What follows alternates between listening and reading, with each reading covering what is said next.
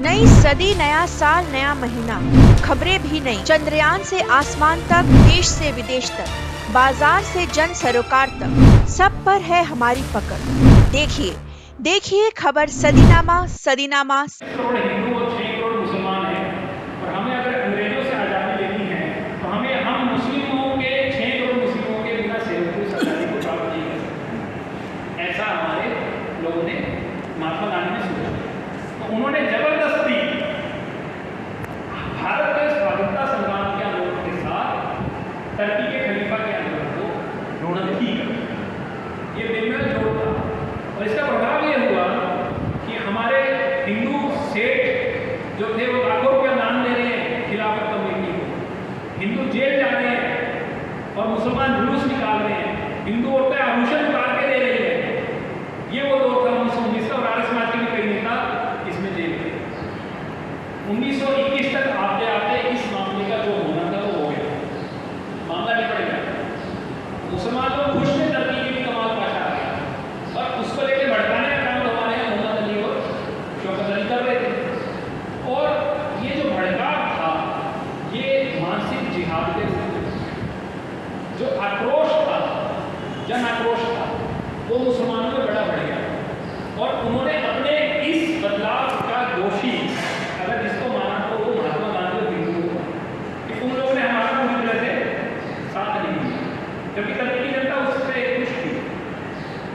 ऐसे माहौल में देश के अंदर जनसभाएं करके वो मुसलमानों को आकर्षित करते। एक तरफ वो महात्मा गांधी की दाई और बाई दोनों बुझाएं थे, दूसरी तरफ वो मुसलमानों को भड़काते थे।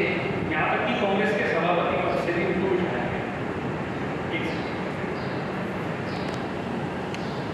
तो हम देखते हैं 1921 में केरल के मालाबार में मोकला के नाम से एक मुसलमान जाति नहीं थी। ये वो मुसलमान थे जिनके पूर्वज अरब से आए थे और त्रावणकोर के राजा ने यहाँ की दलित स्त्रियों को देखकर उन्हें यहाँ मछुआरों के रूप में बसाया, क्योंकि वे लोग क्षत्रिय लोग थे, मल्लाह थे, तो वो उनको अपने राज्य में जगह देते हैं और भारत की सबसे पहली मस्जिद को बनवाते हैं। मोकला शब्द मापला से बना है, मापला मामा को कहते हैं केरल की भाषा में, यानी उसको मामा इसलिए कहा कि तुम हमारी लड़कियों के घर वाले, इसलिए मोकला शब्द उससे। तो इन मोकला शब्द का जो मोकला मुसलमानों का जो सरदार था, एक दिन जुम्मे की नमाज के बाद बैठे बैठे वो सर ऊपर की तरफ करता है और कहता है कि जन्नत के दरवाजे खुले हैं। क्या कहता है? जन्नत के दरवाजे खुले। क्या कहता है? सोए नहीं आप, जन्नत के दरवाजे खुले हैं और आज के दिन दीन के लिए जो जिहाद करेगा उसको जन्नत मिलेगी। ये बात जो थी वो उसने कही और इससे मौका जो थे वो उत्तेजित हो गए और उन्होंने दंगा फसाद शुरू कर दिया।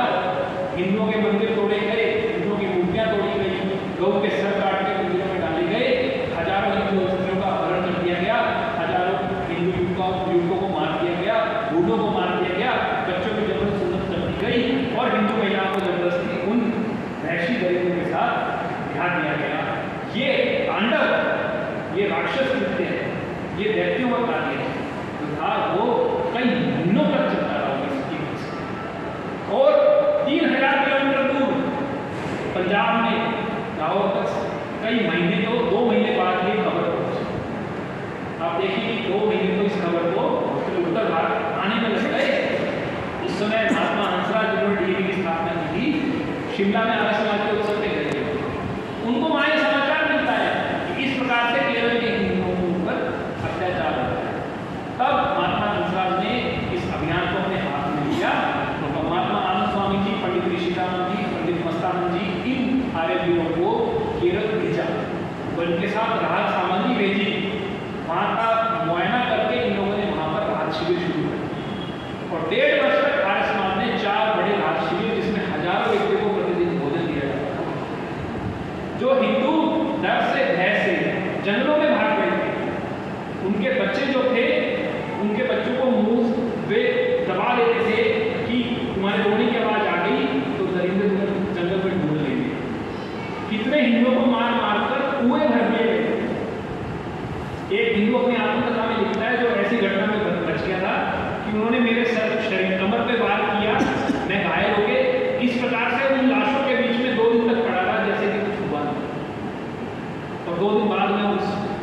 बारिशों के बीच में से बाहर निकला हूँ, ऐसा उसने लिखा है। ऐसी हालत में और एक जगह तो ये लिखा है कि एक गर्भवती हिंदू स्त्री का पेट काट दिया गया, उसका अजन्मा बच्चा बाहर पड़ा और वो तड़प तड़पते मर गई। ये घटनाएं लिखित है, ये कल्पित नहीं है, लिखित है। इन घटनाओं की आलोचना करने वाले में सबसे आगे डॉक्टर अम्बेडकर थे, एनी बेसेंट थी, कांग्रेस के नेता गोपाल नायक थे। उन्होंने बहुत बढ़िया किताब लिखी है अंग्रेजी में इसी विषय। हर हिंदू को किताब पढ़नी चाहिए कि आपको पता चलेगा आपके साथ क्या होता है, क्योंकि आपको शत्रु बोध ही नहीं है। उन घटनाओं पर कांग्रेस ने, केरल की कांग्रेस ने एक प्रस्ताव पेश किया।